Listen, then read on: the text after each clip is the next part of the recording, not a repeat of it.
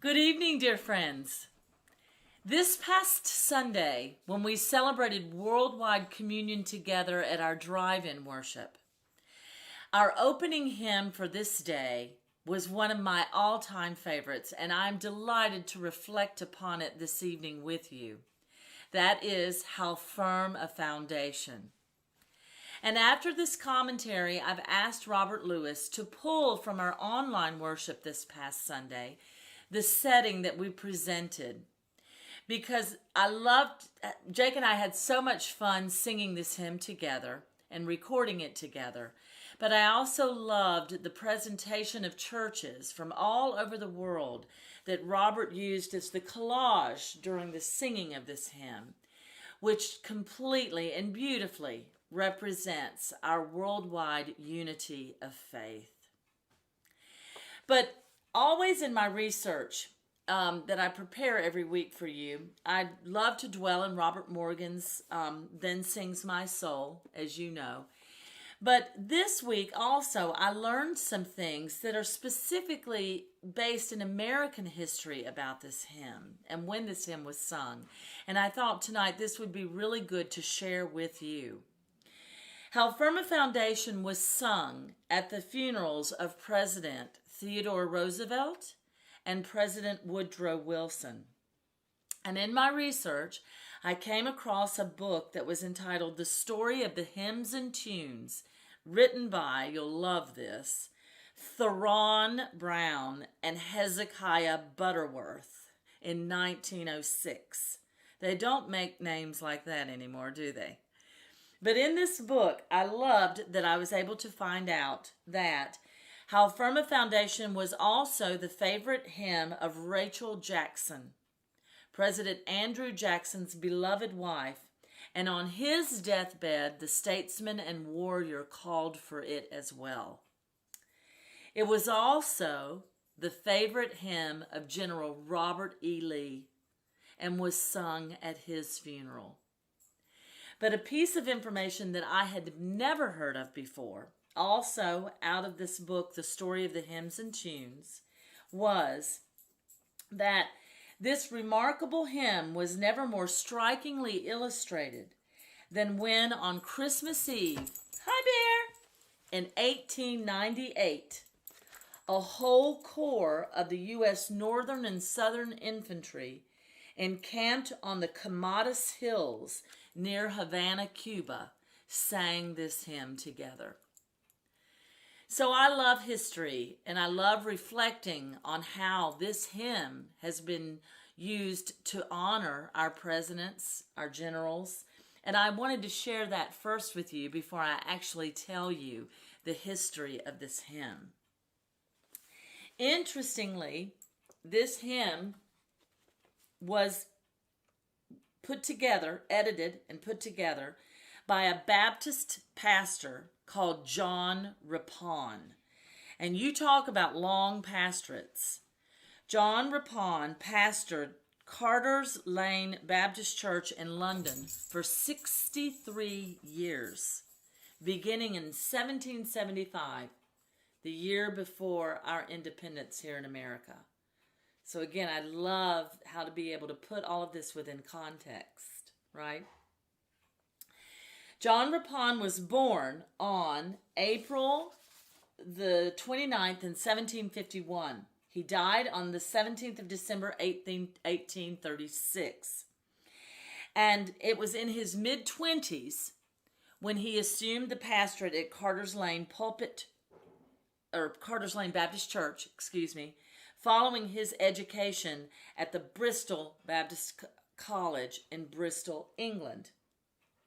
Now, Rippon took over Carter's Lane after the long also and wonderful pastorate of John Gill. And this was when the Baptist Meeting House was on Tooley Street in Southwark. John Rippon took this when he was 20 years old in 1773 until his death. During these times, when Rippon was the pastor, the church experienced great growth and became one of the largest congregations in England. The congregation moved to New Park Street from Carter Lane in 1833. So that was 3 years before he died. The New Park Street Chapel could seat upwards of 1,200 people. And after Rippon's death, the famous Charles Spurgeon became the pastor, and there the church moved to the Metropolitan Tabernacle at Elephant and Castle. So, this is amazing. And these pastors, as I was also studying even Spurgeon was another pastor who loved hymns. In his church, they always were sung a cappella, I found interesting. But Rippon and Spurgeon loved the hymns of Isaac Watts, too. They shared that. And I will be speaking of that a little later. But during the years of Carter's Lane, John Rippon developed a vision for a church hymnal, which he edited, assisted by his minister of music, who was Robert Keene. The resulting volume was called A Selection of Hymns from the Best Authors, intended to be an appendix to Dr. Watts's Psalms and Hymns, which was published and this hymn book by Rippon was published in 1787. It was a runaway hit, especially among the Baptists, going through 11 British editions during Rippon's lifetime. An American edition appeared in 1820. And as I was saying, after Rippon's death, he was considered, as I said, the foremost authority on the hymns of Isaac Watts. Rippon's selection of hymns were used by this Carter Lane Baptist Church until 1866, when Spurgeon produced an update called Our Own Hymn Book, which borrowed much from John Rippon and Isaac Watts. So, How Firm a Foundation first appeared in this book by John Rippon and Robert Keene. No one knows its author, for the line reserved for the author's name simply bore the letter K. So most scholars attribute the text of this hymn to Rippon's minister of music, Robert Keene. Isn't that interesting? The unique power of this hymn is due to the fact that each of the 7 original stanzas were based on various biblical promises. Now, the 5 that we have in our hymnal on hymn or page 529 are based out of Isaiah chapters 41 and 43, 2 Corinthians 12 verse 9, and Hebrews 13:5. But in my research, I found the original 7 verses. And I think you'll find the 2 that we don't sing very interestingly.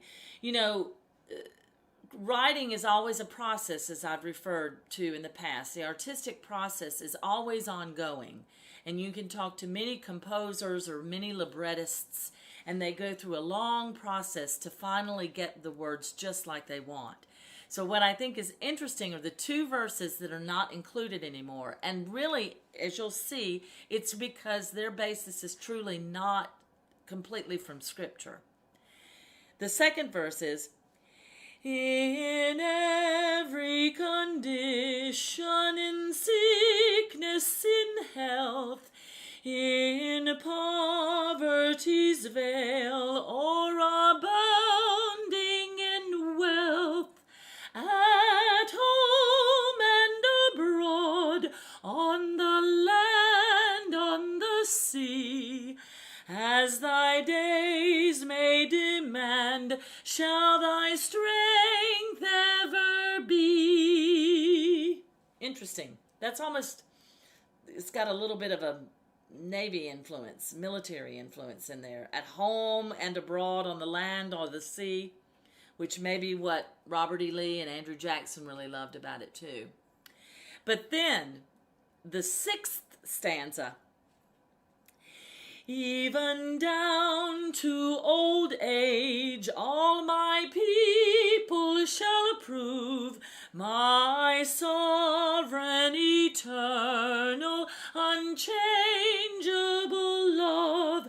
And when hoary hairs shall their temples adorn, like lambs they shall still in my bosom be born. So aren't you glad that we don't sing about the hoary hairs on your temples, you old people? So I had to share that with you because thankfully the whole purpose of this hymn, as we know it now, even though that's fun, is completely based in this scripture. From Isaiah 41, fear not, I am with thee. O be not dismayed, for I am thy God and will still give thee aid. Out of Isaiah 43:2, when you pass through the waters, I will be with you, and through the rivers, they shall not overflow you. And this then feeds into verse 3, which is, when you walk through the fire, you shall not be burned, nor shall the flames scorch you. But as it goes on to say, thy grace all sufficient shall be thy supply. And that is what's out of 2 Corinthians 12:9. My grace is sufficient for you, for my strength is made perfect in weakness. Therefore, most gladly, I will rather boast in my infirmities, that the power of Christ may rest upon me. And then finally, the last verse, which is my favorite, comes out of Hebrews 13:5. It ends with this. The last verse goes, the soul that on Jesus hath leaned for repose, I will not desert to its foes. That soul, though all hell should endeavor to shake, and this is the text from Hebrews, I'll never, no, never forsake. And the beautiful thing is, when this hymn was first put in the book that Rapon and Keene edited together, the title of it was Exceedingly Great and Precious Promises. So I hope, in reflecting on this hymn tonight, and as you sing it with Jake and me now, I hope that the scripture will dwell richly in your heart and encourage you. And as we always say in these days of these Corona days, stand firm on the foundation of your faith, and know that I look forward to seeing you again and worshiping you with you and singing the wonderful hymns of faith with you when we are together on Sunday. Have a great week, and God bless.